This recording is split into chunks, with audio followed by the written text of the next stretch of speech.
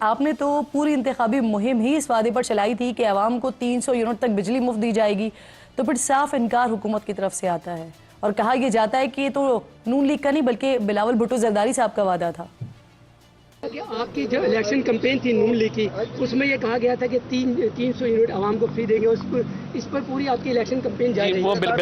بلاول صاحب کا اعلان تھا الیکشن کیمپین کا۔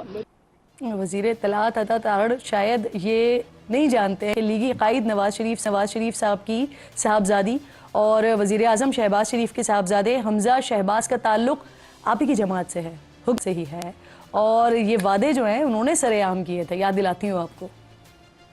ہمارا وعدہ ہے اللہ تعالیٰ مسلم لیگ نون کو فتح عطا فرمائے، بجلی کے بل بھی کم ہوں گے انشاءاللہ، اور ہماری کوشش یہ ہے کہ 200 یونٹ سے نیچے جتنے لوگ ہیں ان کو مفت بجلی ملا کریں۔